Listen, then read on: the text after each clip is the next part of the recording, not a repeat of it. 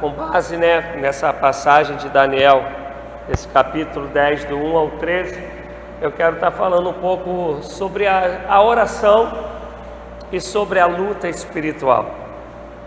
Eu quero começar falando que a oração, ela tem que ser algo que tem que ser uma persistência, e ela também tem que ser algo que tenha fé e fidelidade.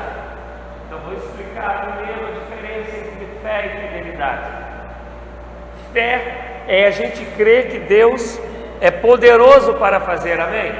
Para o Senhor nada é impossível, Deus pode todas as coisas, até porque tudo que existe é criação de Deus, então nada é impossível para o Senhor. E a gente gosta inclusive de trazer um chavão bíblico, que operando Deus ninguém pode impedir, e é verdade, mas não é porque Deus pode tudo que Ele vai fazer tudo, A gente que tem pais em nossos meios, mães, e eu costumo te dar esse exemplo. Às vezes a gente pode dar algo ao filho, mas a gente não dá porque sabe que não vai ser benéfico para ele, não é assim, amados?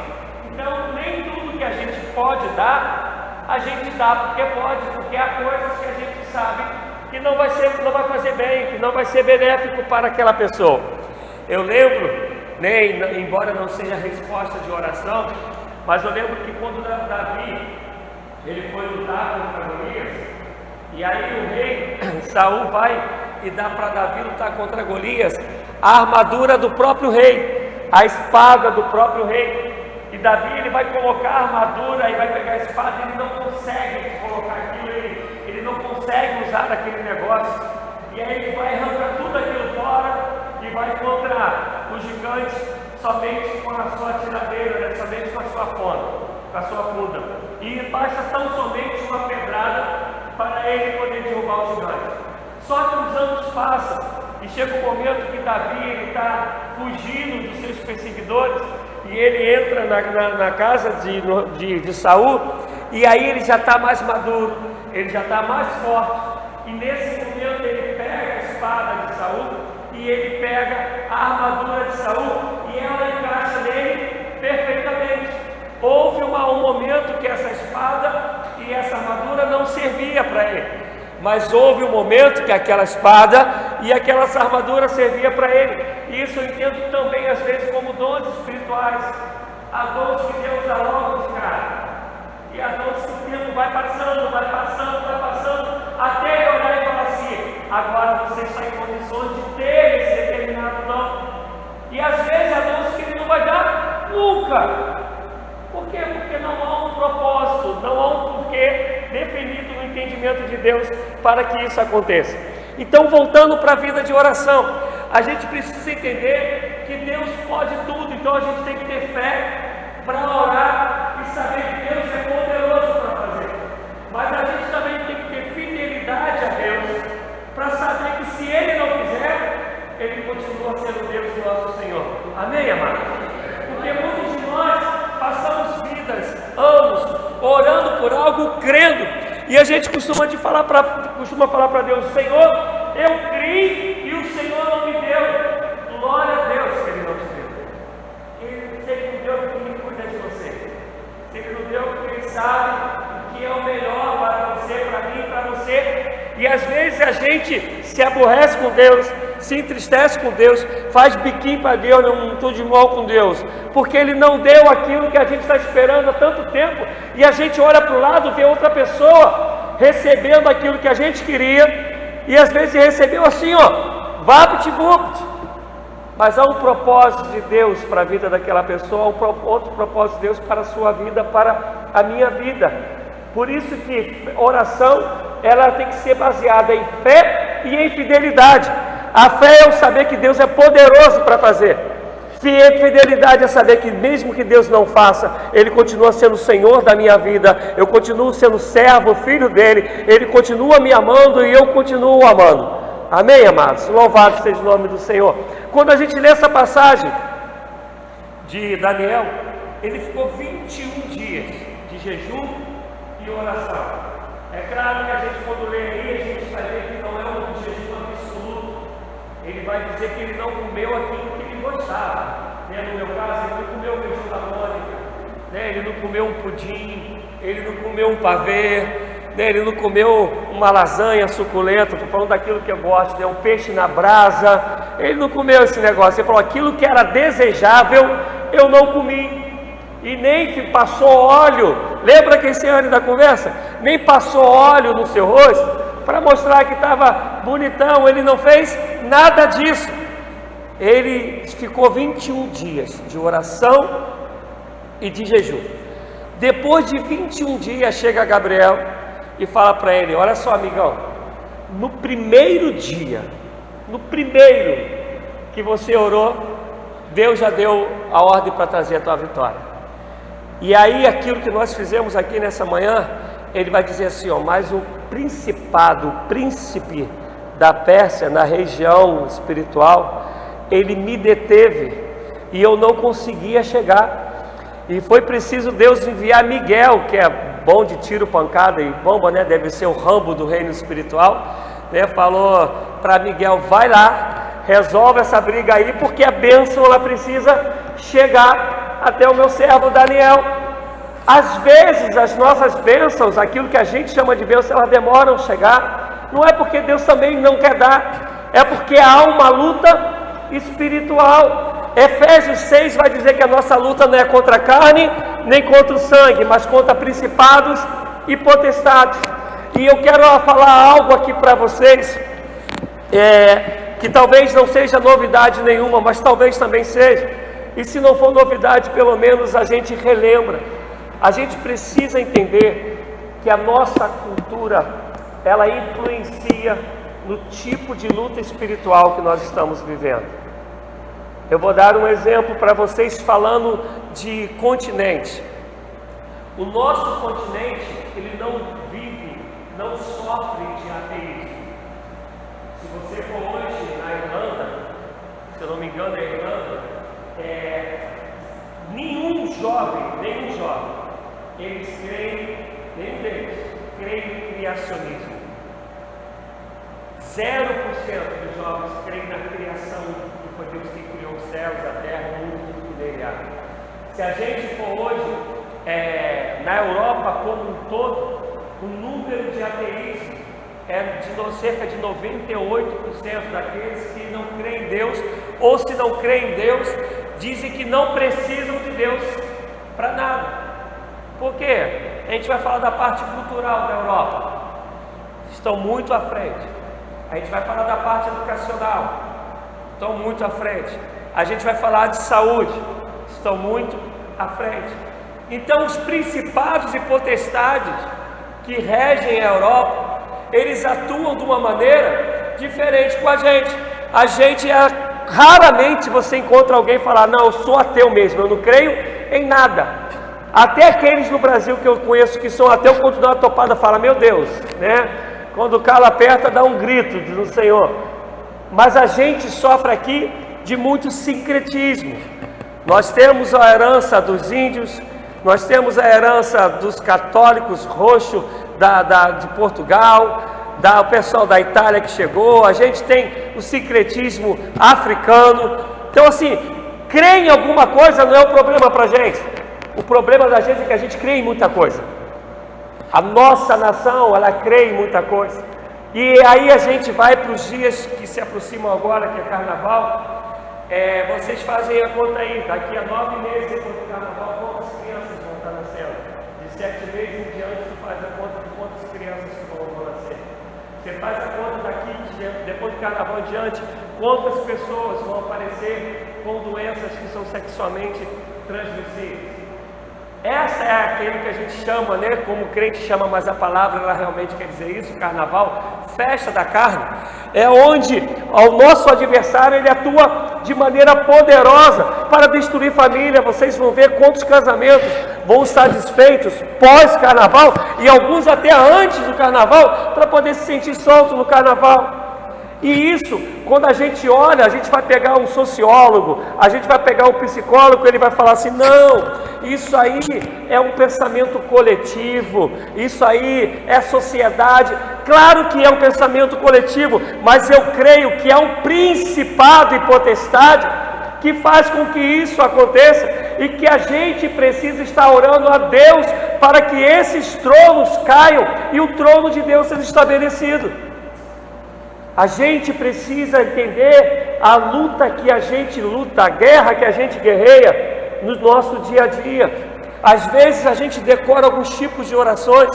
Não é que Deus não seja misericordioso e não vai agir, Deus é Deus de compaixão, mas às vezes a gente decora algumas orações e repete essas orações mesmo como se não fosse reza, mas já ficou tão automático na gente, e a gente não consegue compreender que nessa área aqui a minha oração tem que ser assim, nessa área aqui a minha oração tem que ser assim, e perseverar nela até que o Senhor conceda a vitória.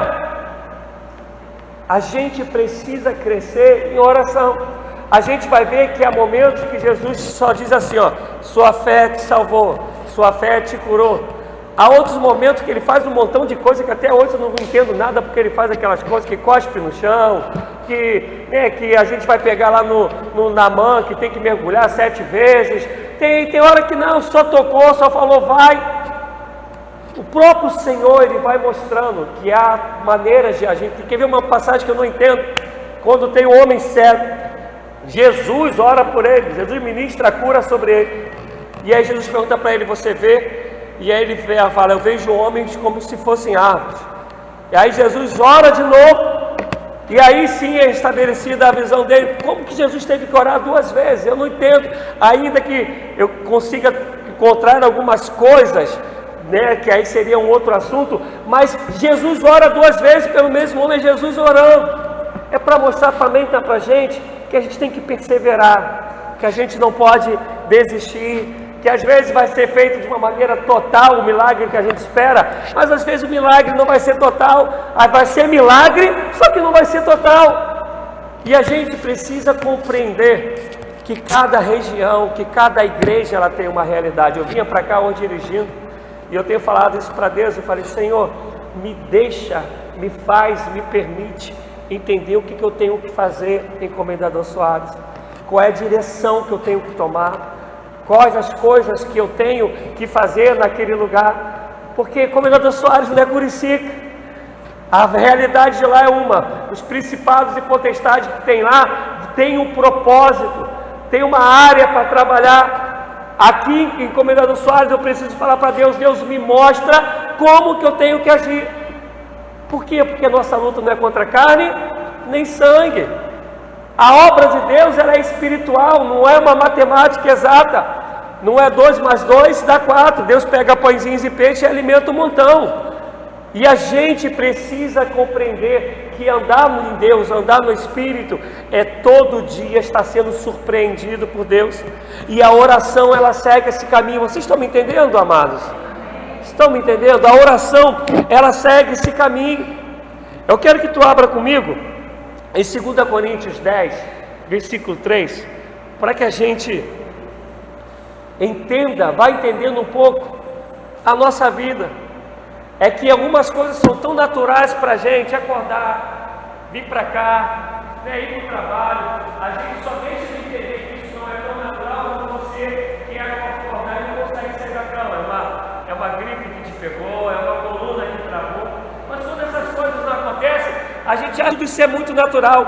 Mas o interessante é que a palavra de Deus nos diz, nos garante que Deus, ele trabalha a nosso favor até enquanto nós dormimos. Quer dizer, tem um Deus guardando a nossa vida, porque sabe que há uma luta espiritual, sabe que o nosso adversário, ele veio para matar, ele veio para roubar, ele veio para destruir. A gente precisa discernir isso, a gente precisa compreender que a gente caminha no mundo espiritual. Às vezes eu falo isso, as pessoas se assustam. Normalmente eu falo isso no culto, né, mesmo do domingo à noite como exemplo.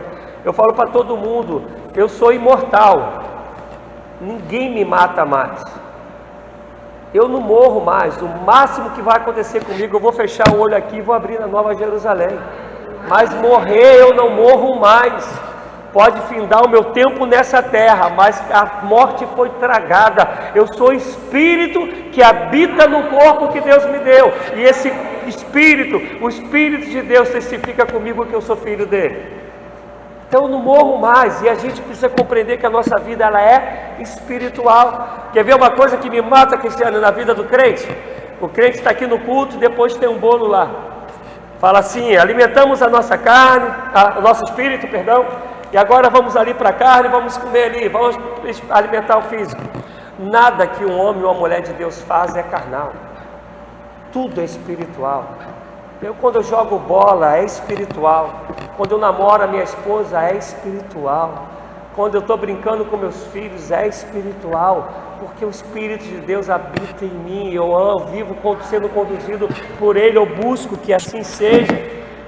Não é assim: agora eu vou fazer tal coisa, Espírito, fica aí de fora que eu vou ali rapidinho, porque se assim for, amado, nós não andamos no Senhor, não vivemos no Senhor. Olha o que diz 2 Coríntios 10, 3: pois embora vivamos como homens, isto é, vivamos neste corpo aqui, não lutamos segundo os padrões humanos. As armas com as quais lutamos não são humanas, pelo contrário, são poderosas em Deus para destruir as fortalezas. Nossas armas, em algumas traduções vão dizer, elas não são carnais, mas são poderosas em Deus para destruir as fortalezas. Não tem nada a ver com o braço, tem a ver com o joelho no chão, tem a ver com a mão que se levanta e clama ao Senhor e repreende. A nossa luta, não lutamos com armas humanas, lutamos espiritualmente falando. E uma outra coisa que eu quero trazer para a gente, em relação à oração, é que às vezes eu vejo cristãos como pegassem Deus e comparassem Deus com Satanás. Engraçado que eu vejo cristãos falando assim: não, pode deixar que Deus vai vencer essa batalha. Amados, eu quero dizer para vocês, Deus já venceu toda e qualquer batalha. O tempo de Satanás, Apocalipse vai dizer que está escrito, Mateus 24 vai dizer que está determinado. Jesus Cristo vai dizer em Lucas 10, se você depois quiser ler aí Lucas 10, 18 e 19, ele vai dizer que ele viu Satanás cair dos céus. Ele viu cair, ele viu despertar, dizendo sobre o fim. E aí depois ele vai falar assim: e eu vos dou autoridade, vos dou poder para repreender principados e potestades. Está em nós a autoridade de Jesus Cristo, que já nos deu, não é que vai dar, já nos deu, para repreendermos principados e potestades. E aí às vezes eu vejo pessoas achando que Deus está, como cada um do lado com uma espada, degladiando com Satanás. Eu lembro que quando Jesus Cristo, ele chega diante lá em Marcos 5, do endemoniado gadareno, e é uma milícia que está ali, uma legião que está ali. E a legião, ele está fazendo a comparação com a legião que tinha em Roma na época, que a legião era composta de 6.000 soldados. Quando diz que é uma legião que está dentro dele, está falando que tem 6.000 demônios dentro dele. E os demônios, quando veem Jesus, vão correndo na direção, parece até crente os demônios, olha só, eles reconhecem Jesus. Depois lê Marcos 5, eles reconhecem Jesus, se prostram diante de Jesus, adoram a Jesus e ainda fazem 3 pedidos a Jesus. Se botar terno e gravata, a gente fala, é um crente que está ali orando. Mas eu, 6.000 demônios, eu falo: Senhor, não nos atormente, permita que a gente seja lançado lá nos porcos e não nos tire da região. 6.000, a preocupação de Jesus: tá bom, vai lá. Quando ele vai ser traído, ele fala para Pedro: Pedro, se eu quisesse, eu daria a ordem, e os anjos viriam e acabariam com tudo isso daqui, mas eu vim para um propósito. Eu quero que a gente entenda que Deus, ele não está degladiando ninguém. Quem degladia somos eu e você. Entenda isso. A luta não é de Deus, a luta é minha e sua. Quando Deus vem, ele vem para nos socorrer. Ele fala: ó, já vi a fé de Daniel, 21 dias orando e jejuando, já vi a fidelidade dele. então agora vai lá, Miguel, resolve esse negócio, que eu quero que a bênção chegue até o meu filho. A gente precisa entender que quando estamos lutando, quer seja na oração, quer seja no jejum, quer seja dentro da nossa própria alma, essa luta é nossa, é pessoal. Por quê? Para Deus nos provar na nossa própria fé. Ah, pastor, Deus está fazendo um teste com a gente? Não, Ele está vendo até onde você mesmo se conhece. Deus está dando a possibilidade de eu e você nos conhecermos. Vou tentar explicar o que eu quero dizer. Estava conversando com o Pablo, né? E Pablo falando da dificuldade que ele tem ainda de fazer a barra, né? Eu, graças a Deus, assim, eu gosto muito de atividade física desde de novinho.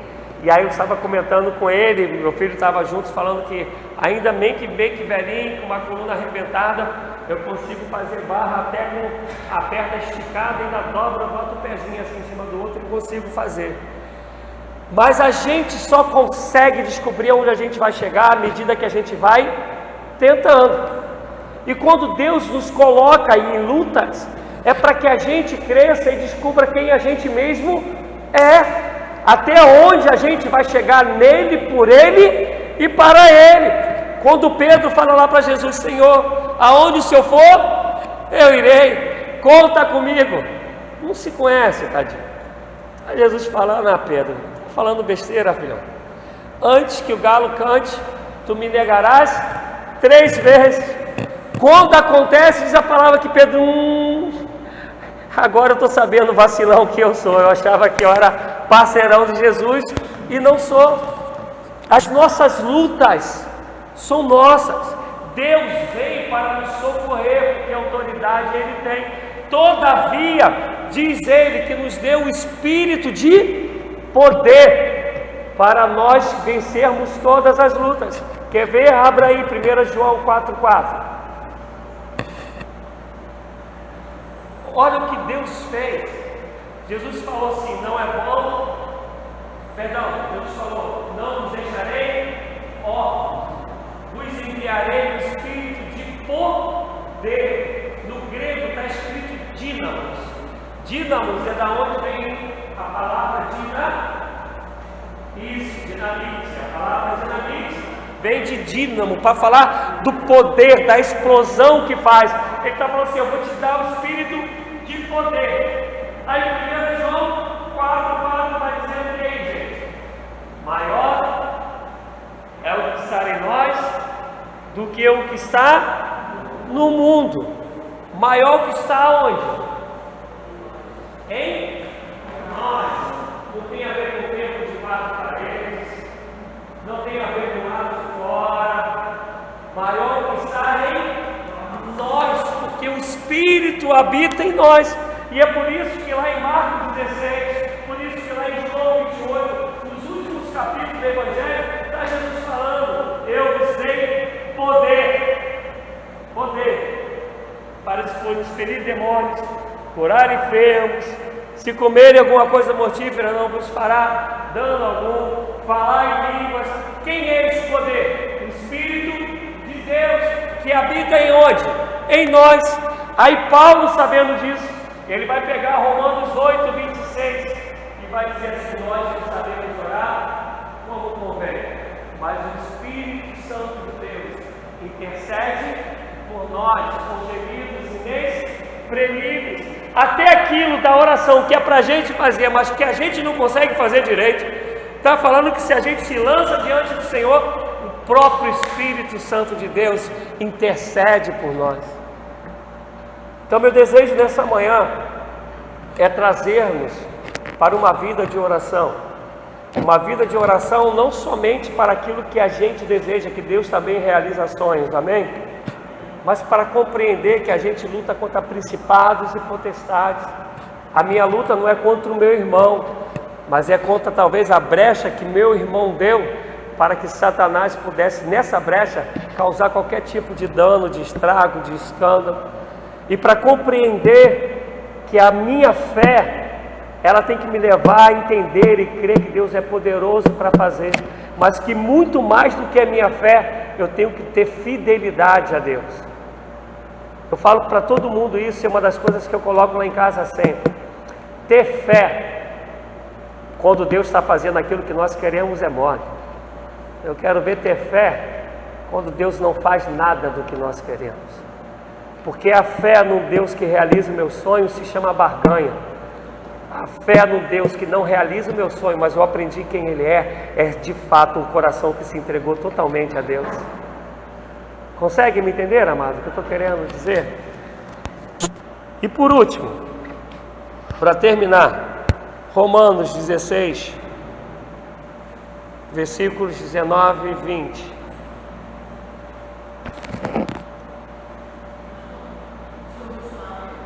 Vi, mas só que eu venho no propósito, mas obrigado. Romanos 16. Se não quiser me dar, minha amada, não estraga não. Romanos 16, 19 e 20. Todos têm ouvido falar da obediência de vocês, por isso estou muito alegre, mas quero que sejam sábios em relação ao que é bom, e sem malícia em relação ao que é mal. Em breve, o Deus de paz esmagará Satanás debaixo dos pés de vocês. A graça de nosso Senhor seja com vocês. Eu quero terminar nessa passagem aqui dizendo que o fim do nosso adversário está determinado. Às vezes isso aí seria um dia um estudo para a gente ter, mas a gente acha que o inferno é o fim, né? Mas lá em Apocalipse está dizendo que o inferno será lançado no lago de fogo. Então o inferno não é o fim, concorda comigo? Se fala que o inferno vai ser lançado ainda no lago de fogo, o inferno ainda não é o pior dos piores, ainda não é o fim. Mas está dizendo que aqui que Satanás, o fim dele já está decretado. Está dizendo que o Senhor vai, Apocalipse vai dizer que o Senhor virá e reinará, Mateus vai dizer isso. Só que o que eu quero trazer com essa última passagem é que a gente vê cristão dizendo assim, não, Satanás já está embaixo dos nossos pés, né? A gente canta, debaixo dos meus pés, Satanás embaixo dos seus pés. Não é isso que a gente canta, amados, amém?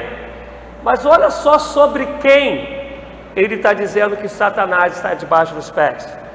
Todos, versículo 19, todos têm ouvido falar da obediência de vocês. Olha só, por isso estou muito alegre, mas quero que sejam sábios em relação ao que é bom e sem malícia em relação ao que é mal. Em relação a essas pessoas que se comportam dessa maneira, obedientes ao Senhor, que venera, que ama, que corre atrás, que pratica o que é bom, que não usa de malícia, que não empresta o coração para o que é mal, que não busca dar jeitinho brasileiro, né? A essas pessoas está falando que o Senhor colocou o adversário embaixo dos nossos pés. É para qualquer um? Mas quando a gente canta, todo mundo canta. Quando a gente vai falar, todo mundo fala. Por isso vai dizer, examine-se, pois, o homem a si mesmo. Satanás é de verdade. O Senhor já nos deu toda a autoridade contra ele, né? Quando eu costumo dizer que quando eu chego, o que tem que sair correndo é ele. Cheguei, o Espírito de Deus habita em mim, ele tem que bater e retirar. Mas para que isso aconteça, a minha vida tem que estar em obediência ao Senhor. Tenho que amar aquilo que é bom e repudiar aquilo que é mal, aquilo que é malicioso. Assim, maior é o que está em nós do que o que está no mundo. Assim, em todas as coisas, nós somos mais do que vencedores. Assim, tudo que nós orarmos pedindo ao Pai, segundo a vontade dEle, Ele nos concederá assim. Não é de qualquer maneira. Amém, amados? Que o Senhor nos abençoe, em nome de Jesus Cristo.